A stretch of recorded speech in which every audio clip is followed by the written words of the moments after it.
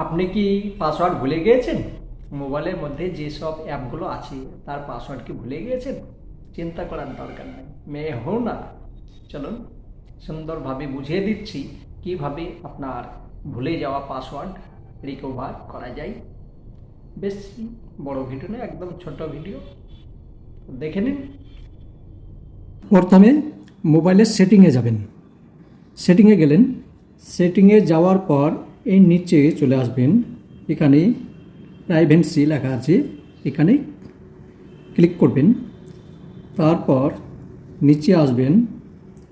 নিচে আসার পর এই যে লেখা আছে auto feel service from Google, দেখা যাচ্ছে auto feel service from Google,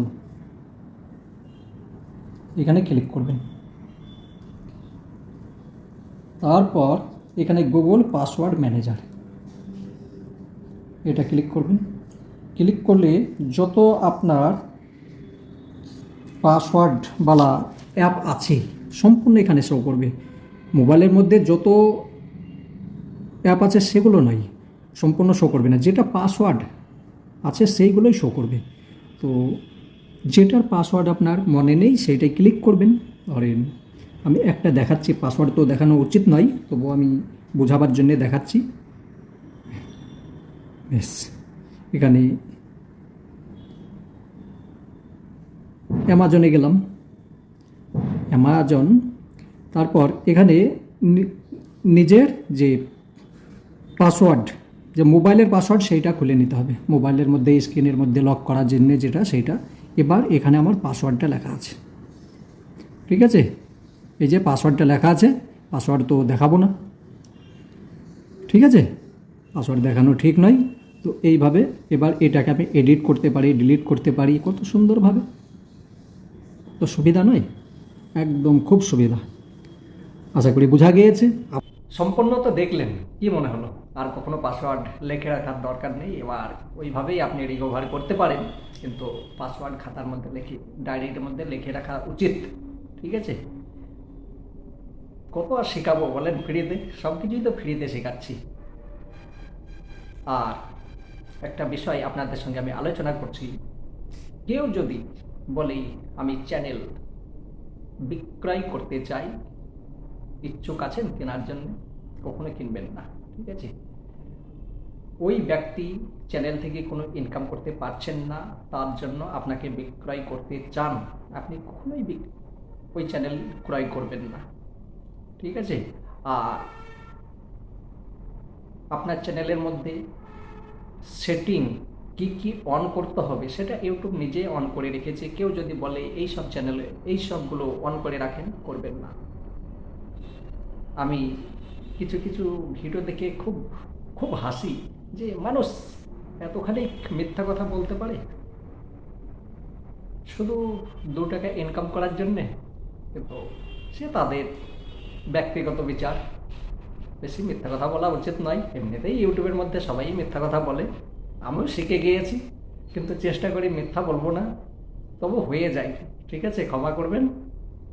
আর পরে বলেও দিই যে এটা মিথ্যা বলছি, ঠিক আছে? বাংলাদেশের একজন ইউটিউবার আমাকে ফোন করছেন, দাদা আমার চ্যানেলটা একটু ঠিক করে দিন। ঠিক আছে, করে দেবো। তো ওনাকে বলছি আপনি ওখানে করুন, আমি বলে দিচ্ছি, করে নিন।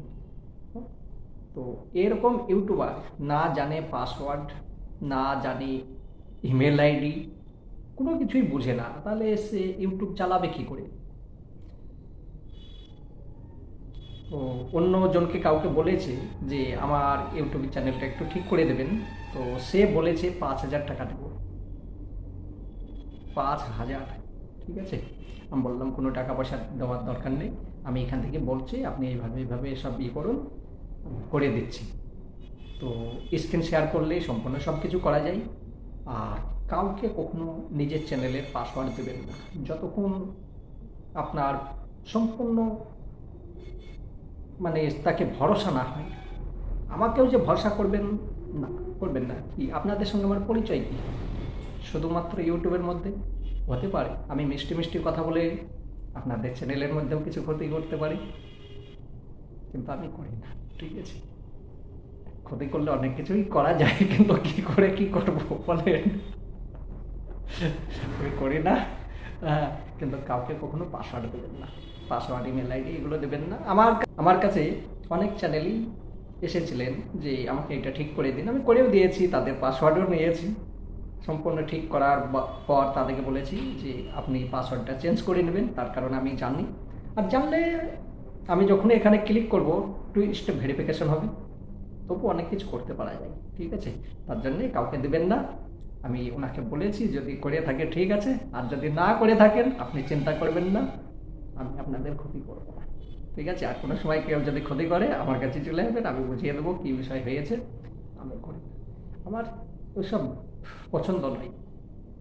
আমি কারো ক্ষতি করব এটা আমার মন থেকে মেনে নিতে চাই না, ঠিক আছে? আমার ক্ষতি অনেকেই করে, করো না। একটাই কথা মনে রাখি, তোমার হিংসাই আমার জয়। তো আজকের মতো আসছি, যদি ভালো লেগে থাকে যা ইচ্ছা তাই করবেন, ঠিক আছে?